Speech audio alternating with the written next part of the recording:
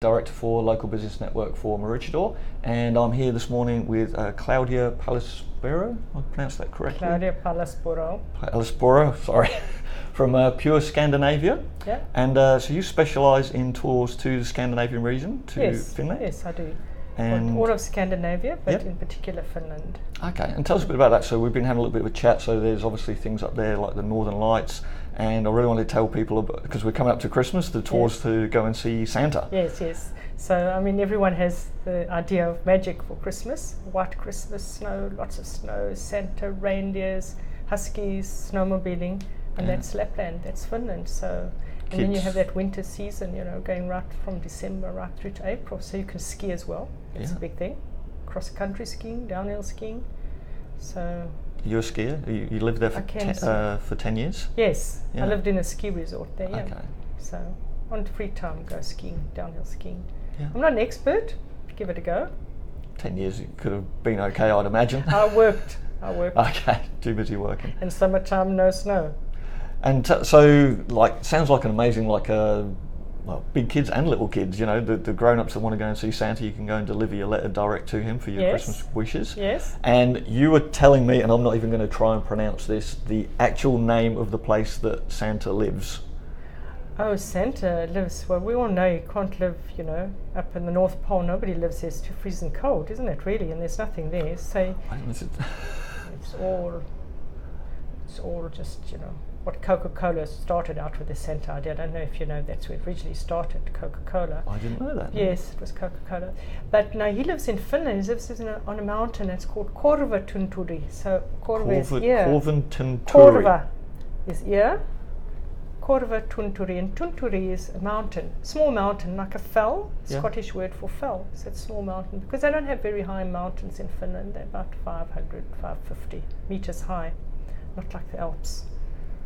Okay. So that's where he lives. So we can go and see Santa, reindeers, huskies, amazing scenery, I imagine, you've got the Northern Lights up there. So and also you're telling me this as well, the best times of year to go, because you want to go and see the Northern Lights. There are particular times of year to go and see that as well? Well, probably the best time is, say, from January onwards. You've got Northern Lights about 200 days of the year, so they're there in the summer as well, but because you have 24 hours of light, you're not going to see them. Yeah. So they are there all the time. So the minute you start getting darkness, September, October, it starts getting some night time, then you can start seeing Northern Lights. It depends on the weather, of course, and Mother Nature, but your chances are good.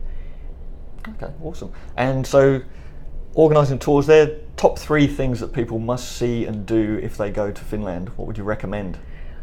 Well, in the winter, of course, you'd hope to see the Northern Lights. In the summer, you'd see 24 hours of light, and to move away from winter, summer is also an amazing time in Finland, because Finland is covered with lakes and trees, and it's just beautiful. The nature and the environment is so pristine. And in Finland they have something called every man's rights. So you have rights to go into forest, privately owned land, which I don't know how one can do much of that here in Australia. I certainly know in South Africa you can go on anyone else's property, but you can actually camp on their property for up to 3 days without lighting a fire and without leaving any rubbish behind.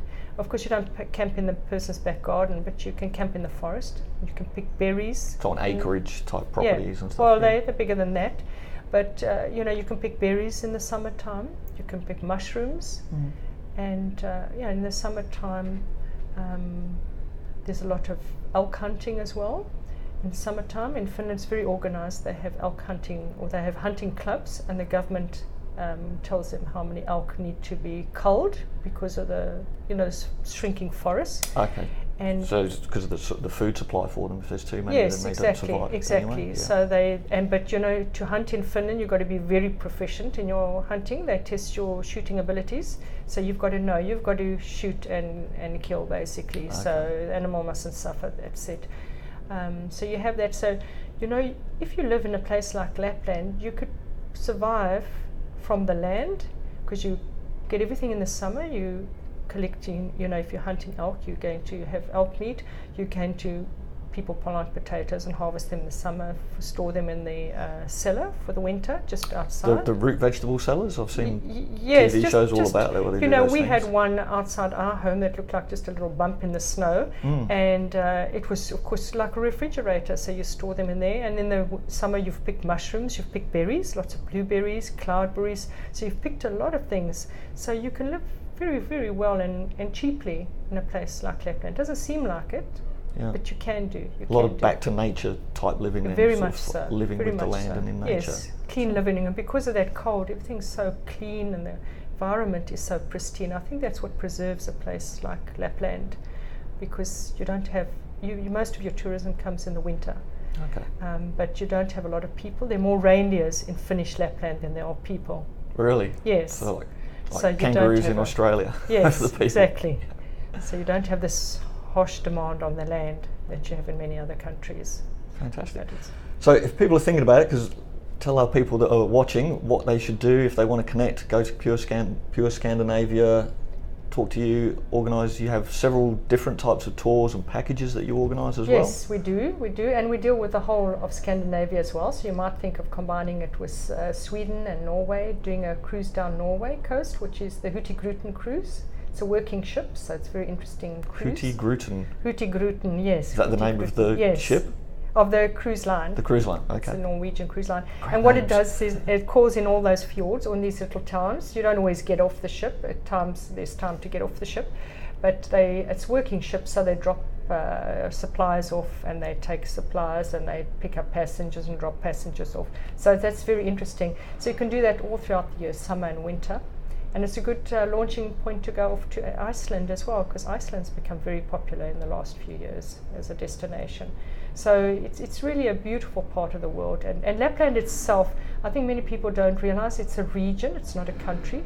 So it's a region that stretches from Russia across Finland, Norway and Sweden. And the original indigenous people would be called Sami people. You still see Sami people around these days, but of course they're living in westernized houses.